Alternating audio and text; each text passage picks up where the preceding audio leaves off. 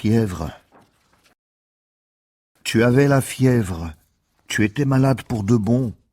Tu avais mangé quelque chose d'avarié. Tu étais couché sans défense. La fièvre te faisait perdre la tête. Tu pleurais, réclamais l'Amérique et son armoire à pharmacie. Tu t'agitais sur le lit, galion amarré dans la maison espagnole avec ses volets que le soleil essayait de percer comme si c'était une tombe. « Aide-moi » murmurais-tu, « aide-moi ». Tu divaguais. Tu rêvais que nous étions en train de franchir le couvercle du puits, et à ton réveil tu voulais franchir le couvercle du puits, le seul moyen d'accéder à la fraîcheur de l'eau. La fraîcheur du puits sombre, le meilleur endroit pour trouver l'oubli de ton chaos brûlant et du virus étranger. Tu allais forcément mourir, tu en étais sûr. J'allais et venais, j'étais bonne d'enfant, j'aimais cette idée, j'aimais la sensation de crise, d'urgence vitale.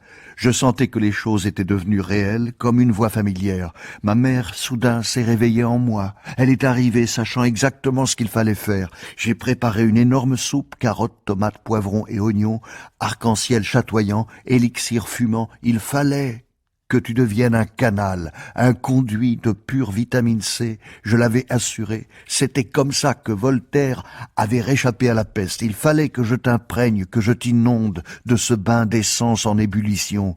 Je l'ai servi à la cuillère, dans ton bec d'oisillon sans défense, doucement, fermement, patiemment. D'heure en heure, j'ai essuyé ton visage ravagé de larmes, ton visage épuisé, défait par la détresse, l'abandon, une cuillerée encore que tu avalais comme la vie.